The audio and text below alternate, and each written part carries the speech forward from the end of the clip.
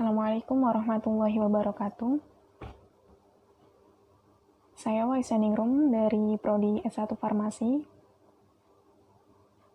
Universitas Muhammadiyah Kudus dengan nomor induk mahasiswa 62020050050. Nah, di sini saya akan mempresentasikan hasil dari tugas farmakoterapi 1 yang diampu oleh Ibu Eko Retnawati. Saya mengambil tema tukak lambung. Definisi dari tukak lambung sendiri adalah merupakan gangguan penyakit yang disebabkan kerusakan pada lapisan mukosa, submukosa sampai lapisan otot saluran cerna yang disebabkan aktivitas pepsin dan asam lambung. Umumnya terjadi pada bulbus duodenum dan curvatura minor, dapat juga mengenai esofagus sampai usus halus. Terus penyebab dari tukak lambung. Penyebab utama tukak lambung yakni bakteri Helicobacter pylori dan juga penggunaan obat non-steroid anti-inflamasi drug. Atau juga karena stres, mak akut, atau mungkin konsumsi alkohol. Nah, faktor-faktor resiko dari tukak lambung. Untuk ulkus yang diinduksi NSAID dan komplikasi GI dapat dilihat umur lebih dari 60 tahun, terus pernah menderita ulkus peptik, pernah menggunakan atau mengonsumsi non-steroid anti-inflamasi drug dengan kortikosteroid, pernah menggunakan atau mengonsumsi NSAID dengan koagulasi atau antikoagulasi, terus gangguan organ kronis. Gangguan organ kronis yang dimaksud meliputi gangguan organ kardiovaskular ya. Terus faktor risiko yang bisa terjadi, yakni karena durasi penggunaan non-steroid anti-inflamasi drug, terus infeksi dari Helicobacter pylori, rheumatoid arthritis, terus non-steroid anti-inflamasi drug yang berhubungan dengan dispepsia, ataupun konsumsi alkohol. Terus klasifikasi dari tukak lambung, di sini ada 2, berdasarkan penyebabnya dan juga berdasarkan tempat. Kalau berdasarkan penyebab, dibagi menjadi 3, yakni karena infeksi bakteri Helicobacter pylori, atau karena diinduksi dari penggunaan NSAID, atau juga bisa disebabkan karena stres. Kalau berdasarkan tempat, ada 4 tipe. Yang pertama, tipe pertama, terjadi pada curvatur minor atau proximal incisura. Nah, ini berada di dekat dengan junction mukosa onsitik dan antral. Terus tipe kedua, ini letaknya hampir sama dengan tipe pertama pada curvatur minor atau proximal incisura, namun berhubungan dengan tukak duodenum. Terus tipe yang ketiga, terletak pada 2 cm dari pilorus. Yang keempat, terletak pada proximal abdomen atau kardia. Kalau tipe pertama tadi, proximal incisura, kalau tipe yang keempat, proximal abdomen ya. Terus patofisiologis dari tukak lambung. Patogenesis dari tukak duodenum dan tukak lambung merupakan faktor refleksi dari kombinasi ketidaknormalan, patofisiologi, dan lingkungan serta faktor genetik.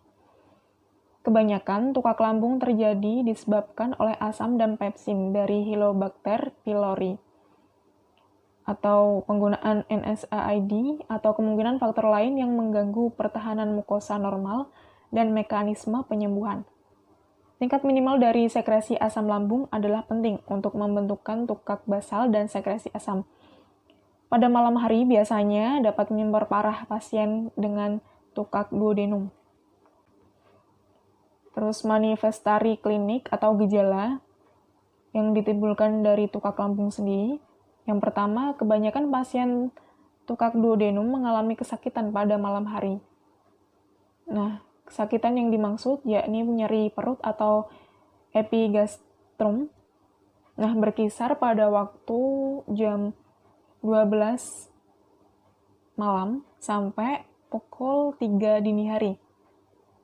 Terus yang kedua, pasien ulkus sering mendapatkan sindrom dispeptik. Sindrom dispeptik ini meliputi rasa panas pada perut atau perut kembung, mual, muntah, bahkan anoreksia.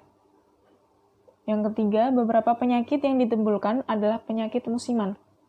Nah, tukak lambung sendiri biasanya kambuh atau terjadi pada musim semi dan juga musim hujan. Untuk diagnosis tukak lambung, pemeriksaan fisik menunjukkan rasa sakit epigastrik ya, pada perut, meliputi daerah bawah tulang dada hingga daerah sekitar pusar. Jarang melebar ke bagian belakang tubuh. Terus untuk tes deteksi antibodi adalah awal dari tes screening karena prosesnya cepat. Nah, radiografi lebih dipilih sebagai prosedur diagnosis awal pada pasien yang dicurigai menderita tukak lambung tanpa komplikasi. Lanjut terapi dari tukak lambung. Tujuan utama atau tujuan dari terapi ini adalah untuk menghilangkan nyeri dari tukak lambung itu sendiri, terus mengobati ulkus, mencegah kekambuhan tukak lambung atau penyakit tersebut. Terus pada penderita karena atau yang disebabkan bakteri Helicobacter pylori bertujuan mengatasi mikroba dan menyembuhkan dengan obat yang efektif secara ekonomis.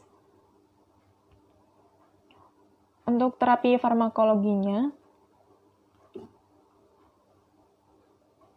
bisa dengan menggunakan atau mengkonsumsi obat antasida. Nah, mekanisme dari antasida yakni menetralisir asam lambung yang berlebih.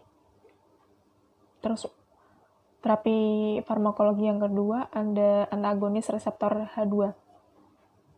Nah, mekanisme kerja obat ini mengurangi sekresi asam lambung dengan cara berkompetensi dengan histamin untuk berikatan dengan reseptor H2 pada sel periental lambung. Nah, apabila histamin berikatan dengan reseptor H2, maka dihasilkan asam. Terus farmakologi yang ketiga ada penghambat pompa proton. Mekanisme kerja obatnya memblokir kerja enzim K+, H+, ATPase yang bekerja memompa ion H+ keluar menuju rongga lambung dan bertukar dengan ion K+. Yang keempat ada analog propaglandin, yakni mekanisme kerja obatnya mengurangi sekresi asam lambung dan menambah sekresi mukus, sekresi bikarbonat, dan meningkatkan aliran darah mukosa. Yang kelima ada lapisan pelindung, membentuk selaput pelindung di dasar ulkus. Yang keenam ada juga antibiotik. Ini khusus untuk tukak lambung yang disebabkan karena bakteri Helicobacter pylori ya. Bisa dengan penggunaan antibiotik amoxicillin, metronidazole, clarithromycin, erythromycin, cotrimoxazole. Terus untuk terapi non-farmakologi bisa dengan mengurangi stres, menghentikan atau mengurangi penggunaan NSAID. Terus juga menghindari makanan yang menyebabkan dispepsia atau penyakit. Walaupun tidak disarankan untuk diet makanan tertentu, tapi lebih baiknya menghindari makanan yang menyebabkan dispepsia atau penyakit tukak. Ini makanan yang pedas, terus mengandung kafein seperti kopi dan juga teh.